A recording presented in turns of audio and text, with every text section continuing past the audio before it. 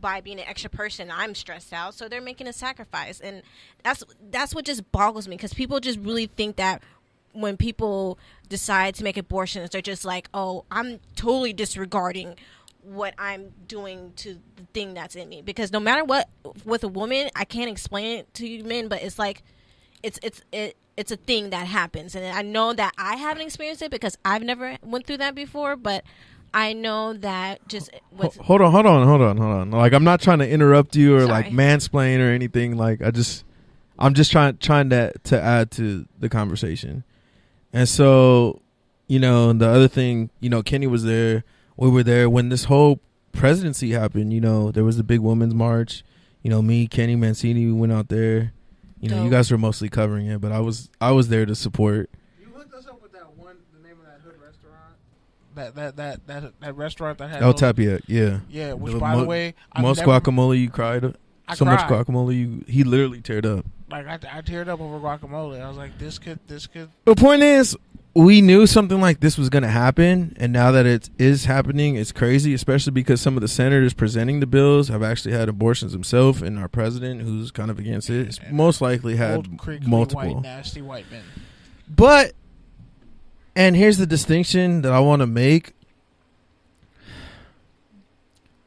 The same way it takes two people to make a baby, like, yeah, ultimately I agree with you. It is on the woman because she's carrying it and it's her choice and all that.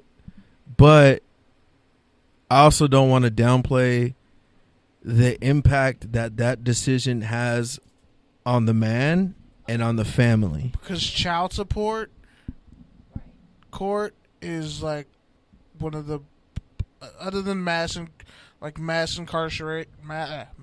incarceration, child support is probably one of the biggest money rackets in this country. But besides all that, whatever, I'm not even talking about that. The only thing I'm trying to say is, like, I completely agree with you. It is the woman's choice, but I also don't want to downplay the effect that it can have on men and on family dynamics. That's why I said right before I said everything that this affects both men and women. And even though this is a woman, I'm saying, like, them carrying the fetus, whatever, that's a woman's choice, and what they do with it, it affects men as well, whether if they do make the decision or don't make the decision, and that's why I say that men also play an important role, and they need to be informed about this, because usually it's traumatic.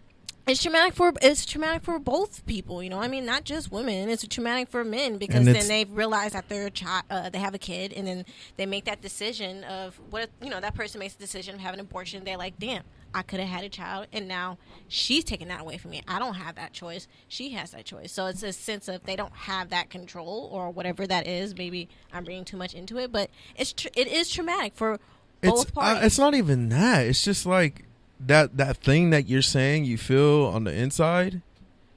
Like, it also happens in men. It's just men, they don't recognize it until the baby's born and until they're holding it. Right. But it happens. So that's the only thing I want to say. But yeah, on that note, so I'll get to my rant. Pretty much the first thing I wanted to say, man. So I was having this conversation with a couple of my homies this week. I've been going through a lot of stuff lately, but that's not new. Anyways, I was just telling them, man, I really miss that feeling of, like, you're so tired. You had a 2-hour workout. You're in hour 3 of practice. It's team. Your coach wants you to go, like, full speed. You need to go because if you don't score a touchdown, you have to run more hundreds after practice.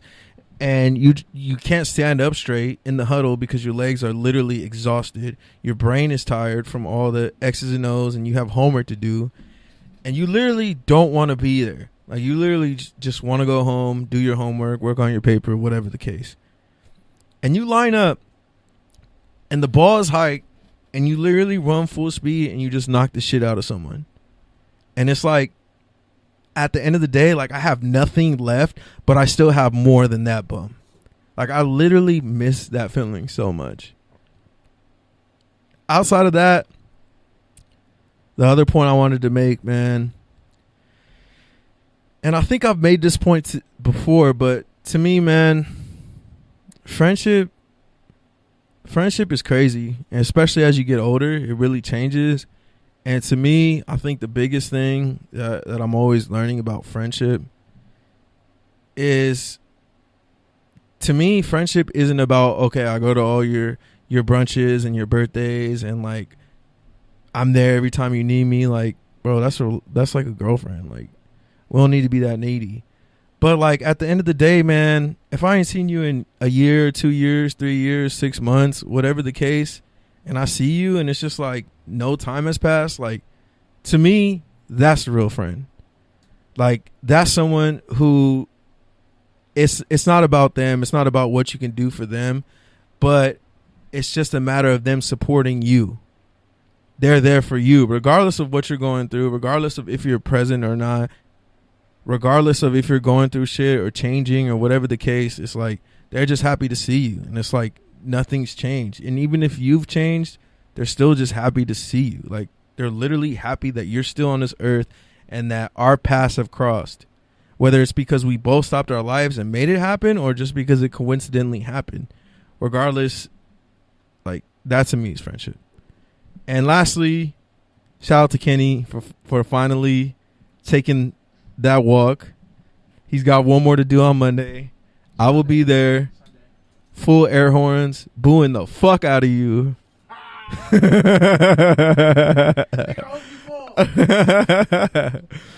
yeah, man, last but not least, Kenny, go ahead. Your time to close it out. Can you actually, make it timely? Not take 15 minutes? I mean, what's more timely than me, like, graduating after all these years, after, like, all the setbacks? And it's weird, like, my mom, because I had Black Grad on Sunday, Mother's Day, and, like, my mom just wouldn't stop crying. My sister wouldn't stop crying. And it kind of, like, it warmed my heart, because, like, I've been working, grinding, like, just tooth and nail for this moment to happen, and it finally does. And now I'm kind of just slowly realizing, like, oh shit, it's going down. Like, the dream is almost complete, or the mission is almost complete, I should say. The mission is just starting. This mission in particular, like, this mission in particular, the ending of the beginning of my story is almost, it's almost over. And I just been literally just thinking back, like, years. Like, I can remember being 18, sitting on a bed in a motel room, looking up at the ceiling, like, what the fuck I'm gonna do with my life, and like realizing college is attainable. Like, I have the skill. Like, I always knew after high school I needed to be in school. I just didn't know what I was gonna do, and then it grew to, okay, I have a passion for this, I need to pursue it. I have a skill in this, I need to pursue it. And it just kept going. And, like, shout out to my classmates this semester. They were really dope, especially my J350 class, Mark and Freddie. Those motherfuckers are hilarious. Like, we went to Chick-fil-A to get some food. We drank our shakes at Chick-fil-A, then took our food to Wendy's and got food in Northridge. And it was probably top 5, one of the greatest fat boy moments of my life. Like, I actually had the least amount of food too. Like, I really, like, I don't know how, like, we didn't die. You do look skinnier this week, I'm not gonna lie. Thank you, I appreciate that. No, like, I'm being dead ass. Like, for real, you really do. Maybe it's because you didn't eat all day. I've eaten all day. You on that white girl diet? You want a beer? Is beer your dinner tonight? After turning this 2,000 cocaine for dessert. Yeah, I'm not ruling anything out past Sunday. I'm gonna be pretty fucked up, especially when I have to go to summer school and I find out, depending on the grades you got in your classes, your GPA reached a certain point to where, you don't even need to take another class. So hopefully, like, they recalculate my units and I'm good. And I got to turn in this paper in like an hour. and I'm only on like 1,200 words, and writer's block is a bitch. But hey, hopefully it's the last 800 words of my undergrad. So there's that. But most importantly, I'm just thankful that I'm fulfilling. I gotta call it a prophecy, because on my grandfather's deathbed, he told me, he was like, "You're gonna go accomplish great things in life. You're gonna go to college. You're gonna graduate. Just look out for your mom and your sisters." Now, at the time, I only had one sister, so he apparently knew that, like, my mom, I don't know, like, people who are about to die, I guess, have some weird heightened sense of whatever. But, like, literally a year after my granddad died, my little sister was born. So I don't know, like, that has to be God's doing, because I can't really explain anything any other way. And the fact that, like, I was homeless at one point and living in motel rooms and all types of shit, like dealing with the injury I had in high school and having to recoup and figure out what I was gonna do, starting all over, the sundial bullshit, dealing with that again, coming back, paying my way back into school, paying my way for classes this year. This shit is not cheap.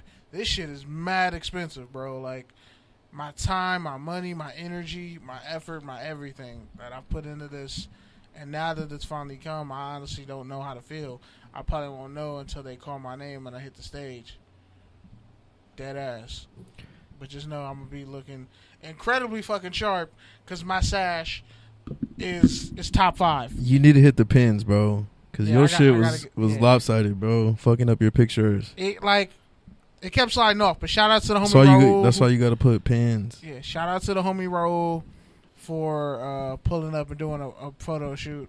And when I release those pictures on Instagram, y'all gonna fucking lose your minds. Especially some of my homies like Pete and Mancine and Andrew. You're gonna die at all the inside jokes that those pictures have. Yeah, man. I know you're gonna do a lot more great things than graduation, man. Enjoy your moment, but this is just the start. This is just like, I'm ready for it to be over. Just like this bullshit, this fucking punk ass. This is the engagement essay that I'm typing and trying to finish, but writer's block sucks. But I'm gonna finish it and I'm gonna turn it in, and that'll be the fucking end of it. All right, man. So before we close out, shout out to Julian Edelman for getting his college degree after 13 years, and Avery Williamson. Oh yeah, we were gonna shout that out too. Out of Kentucky. Yeah. Good memory. Linebacker for the Jets. All right, so real quick before we close it out, we do have someone who's been here in the audience. Our boy Mark, Sports Talk with Mark, Saturdays, Good News Sports. Make sure you check it out. With the pink windbreaker and the white cap. Mark, you got anything you want to say real quick before we close out? You got the Drake at the hookah lounge fit on. I respect that. Circa 2012 to 14. He doesn't even care. That's why you wear that at the hookah lounge, because it's comfortable. Yeah, you're right. Listen to some random ass stripper on her lunch break talking about her life. Man, I'm telling on myself. Let me be quiet. But yeah, man, shout out to Mark. Bro, how many girls in how many girls in Hollywood low key be working at Playhouse? They just take breaks at hookah lounges. We're gonna talk about hookah lounge culture. We can do that this summer. We can have it at a hookah lounge. But anyway, yeah, hit up who's in the chat room talking shit. But yeah, man, I don't know why my mic is going crazy. But yeah, Jackie said congratulations. Thank you. And Ryan said, I threw so much shade at your knees. You look like a farmer wearing volleyball pads. Congrats to you. Wow. The old head. Damn. We talked a lot of shit. Like me, my mom, one of my homies that was like, I was the unofficial roommate. Yeah, bro. You low-key look like that disgruntled dad who just graduated and still hasn't sat down. Damn, that's with fucked your up. Drunk-ass sash. Yo, it was like 5 of us on a rooftop just talking shit. Bro spent $400 on the sash and couldn't buy 99-cent pins to keep that shit straight. I didn't spray it. Come on, bro. I didn't spray it yet. It's just been hanging up. A safety pin, I mean. I know. I still got to spray it, too, to get the wrinkle out. Yeah. The Downy spray is like $6. I'll get some